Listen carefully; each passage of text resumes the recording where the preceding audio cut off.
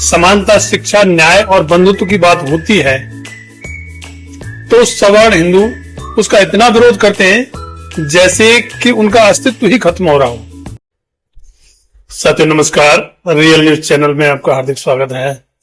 आज हम एक ऐसे टॉपिक पर बात करेंगे जो भारतीय समाज की रूढ़िवादी पारंपरिक गहराइयों में छिपा हुआ है। भारतीय समाज में जब भी समानता, शिक्षा, न्याय और बंधुत्व की बात होती है तो सवर्ण हिंदू उसका इतना विरोध करते हैं जैसे कि उनका अस्तित्व ही खत्म हो रहा हो।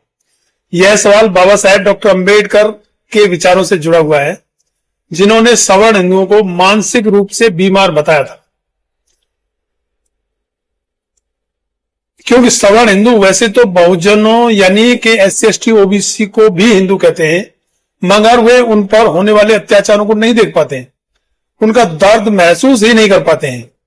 इस वीडियो में हम ऐतिहासिक उदाहरणों के माध्यम से विश्लेषण करेंगे कि कैसे सामाजिक सुधारों का विरोध हुआ है और अंततः वे सभी सुधार लागू भी हुए, जिससे कि आज का भारतीय समाज पहले के मुकाबले काफी बदला हुआ भी है।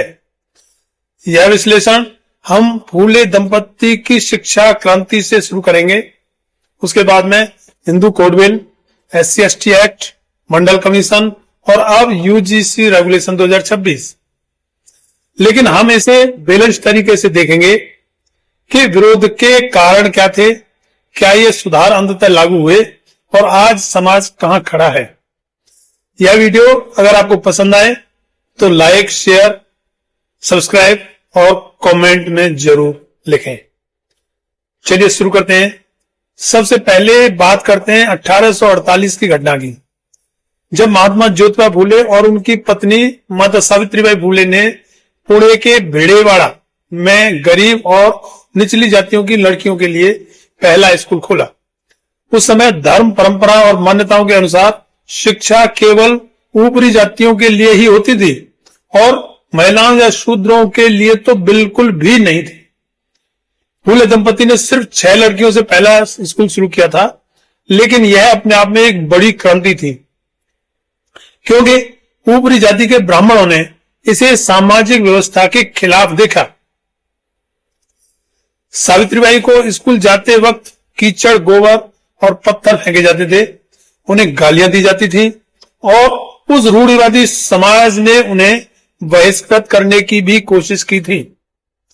ब्रिटानिका एनसाइक्लोपीडिया के अनुसार ज्योतिबा फूले को उनके एक ब्राह्मण दोस्त की शादी में अपमानित किया गया था, जिसने उन्हें जाति व्यवस्था की सच्चाई दिखाई थी। शिक्षा का विरोध इसलिए किया गया कि ऊपरी जातियों को डर था कि अगर निचली जातियां शिक्षित हो गईं तो उनकी श्रेष्ठता खत्म हो जाएगी। शिक्षा से सामाजिक क्रांति, सामाजिक गतिशीलता आती है और इससे श्रम विभाजन टूटता है। लेकिन कुछ इतिहासकार कहते हैं कि यह विरोध सिर्फ जातिवादी नहीं बल्कि उस समय की रूढ़िवादी सोच का भी हिस्सा था। ब्रिटिश राज में भी कुछ सुधार हो रहे थे, लेकिन स्थानीय स्तर पर उसी रूढ़िवादी समाज का प्रतिरोध भी मजबूत था। परिणाम, फूले दंपति रुके नहीं, उन्होंने और भी काफी स्कूल खोले, जिसमें ज्योतिबा फूले के दोस्त उस्मान शेख और उनकी बहन फातिमा शेख ने भी बड़ा योगदान दिया था। और आज सावित्रीबाई को भारत की पहली महिला शिक्षिका और फातिमा शेख को पहली मुस्लिम शिक्षिका माना जाता है। यह दिखाता है कि विरोध के बावजूद भी सुधार लागू होते हैं। अब आते हैं 1950 के दशक पर। डॉक्टर BR अम्बेडकर जो कानून मंत्री थे, उन्होंने हिंदू कोड बिल पेश किया। यह बिल हिंदू महिलाओं को संपत्ति का अधिकार, तलाक का अधिकार और अंतर जातीय विवाह को मान्यता देता था। यह जाति व्यवस्था को चुनौती देता था, क्योंकि इससे महिलाओं और निचली जातियों की स्थिति मजबूत होती, तो उसका भी खूब विरोध किया गया। और ऊपरी जाति के हिंदू संगठनों जैसे हिंदू महासभा आदि ने इसे हिंदू धर्म पर हमला बताया। संसद में भी विरोध हुआ और कई सदस्यों ने कहा कि यह पारंपरिक मूल्यों को तोड़ देगा। विकिपीडिया के अनुसार बड़े पैमाने पर रैलियां हुई, विरोध प्रदर्शन हुए। तत्कालीन प्रधानमंत्री जवाहरलाल नेहरू द्वारा यह बिल संसद में वापस लेने पर बाबा साहेब डॉक्टर अंबेडकर ने इससे नाराज होकर कानून मंत्री पद से ही इस्तीफा दे दिया। उस विरोध के पीछे भी कुछ रूढ़िवादी लोगों का मानना था कि यह बिल महिलाओं को ज्यादा अधिकार देकर परिवार की एकता तोड़ देगा। ऊपरी जातियां डरती थी कि संपत्ति का बंटवारा होने पर उनकी आर्थिक स्थिति कम कर देगा, लेकिन आलोचक कहते हैं कि यह विरोध मुख्य रूप से जाति और पितृसत्ता को बचाए रखने के लिए था। परिणाम, बिल बाद में लागू तो हुआ मगर कई टुकड़ों में लागू हुआ, जैसे Hindu marriage act, succession act आदि। आज यह महिलाओं के अधिकारों की बुनियाद है, लेकिन विरोध ने इसे देरी से लागू होने दिया। 1989 में SC/ST prevention of atrocities act आया, जो दलितों और आदिवासियों पर अत्याचार रोकने के लिए था। इसमें केस होने पर पहले गिरफ्तारी बाद में जांच का प्रावधान रखा गया। इसका भी खूब विरोध हुआ मगर लागू भी हुआ। उसके बाद में सन 2018 में सुप्रीम कोर्ट ने इसे कमजोर कर दिया, कहा कि दुरुपयोग होता है।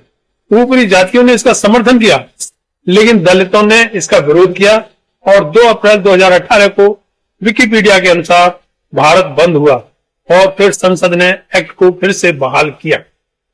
इसके विरोध में भी ऐसे ही कुछ ऊपरी जातियों का कहना है कि झूठे केस बनते हैं। इन केसों में कन्विक्शन रेट काफी कम बताया जाता है, जिसके झूठे केस के अलावा और भी बहुत से कारण हो सकते हैं, लेकिन फ्रंटलाइन मैगजीन के अनुसार अत्याचार बढ़ रहे हैं और एक्ट जरूरी है। द वायर में कहा गया कि विरोध प्रिविलेज लॉस का डर है। परिणाम, एक्ट मजबूत हुआ, लेकिन लागू करने में चुनौतियां हैं, क्योंकि वही समाज इसका विरोध करता है और वही सिस्टम में बहुतायत में है। 1990 में वीपी सिंह ने मंडल कमीशन लागू किया, जो ओबीसी को 27% आरक्षण देता था। उसका भी खूब विरोध हुआ। ऊपरी जातियों के छात्रों ने प्रोटेस्ट किए। विकिपीडिया के अनुसार कई छात्रों ने आत्मदाह करने की कोशिश की। फ्रंटलाइन के अनुसार यह मंडल वर्सेस कमंडल बना। उसके विरोध में वे लोग कहते थे कि मेरिट खत्म हो जाएगी और रिवर्स डिस्क्रिमिनेशन होगा, लेकिन समर्थक कहते हैं कि यह सामाजिक न्याय है। द वायर में कहा गया कि यह प्रिविलेज का डर था। परिणाम, सुप्रीम कोर्ट ने क्रीमी लेयर के साथ मंजूर किया और आज आरक्षण 50% से ऊपर है। 2026 में यूजीसी ने इक्विटी रेगुलेशन जारी किया, जो कैंपस में जातिगत भेदभाव रोकने के लिए है। इसका भी विरोध जारी है। ऊपरी जातियों ने कहा कि यह उनके खिलाफ है, क्योंकि फॉल्स कंप्लेंट्स का कोई प्रावधान नहीं। द हिंदू के अनुसार प्रोटेस्ट हुए और सुप्रीम कोर्ट ने उसको स्टे कर दिया कि यह जाति प्रिविलेज का बैकलैश है। कुछ लोग कहते हैं कि रूल्स स्पष्ट नहीं है और मिसयूज हो सकता है, लेकिन डेटा दिखाता है कि शिकायतें बढ़ रही हैं और यूजीसी सर्वे के अनुसार पिछले 5 साल में मामलों में 118% की वृद्धि हुई है, जो कि कम होने चाहिए थे, लेकिन डिबेट जारी है।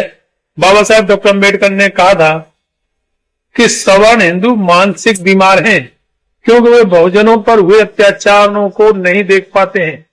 उनके लेखों में जैसे एनिहिलेशन ऑफ कास्ट, उन्होंने कहा कि जाति एक मॉन्स्टर है, लेकिन अंबेडकर सुधार चाहते थे, न कि नफरत। दोस्तों, ये उदाहरण दिखाते हैं कि विरोध प्रिविलेज, परंपरा और डर से आता है, लेकिन सुधार लागू होते हैं। आज भारत प्रोग्रेस कर रहा है, लेकिन अत्याचार भी जारी है। उम्मीद है कि भारत में सामाजिक सुधारों के इतिहास को देखते हुए यूजीसी रेगुलेशन 2026 भी लागू होंगे ही। हाँ, पहले की तरह बेशक कुछ समय बाद या कई टुकड़ों में। आप इस बात से कहां तक सहमत हैं, कमेंट करके जरूर बताएं। धन्यवाद। अगले वीडियो में मिलते हैं फिर किसी और टॉपिक पर। जय भीम, जय भारत।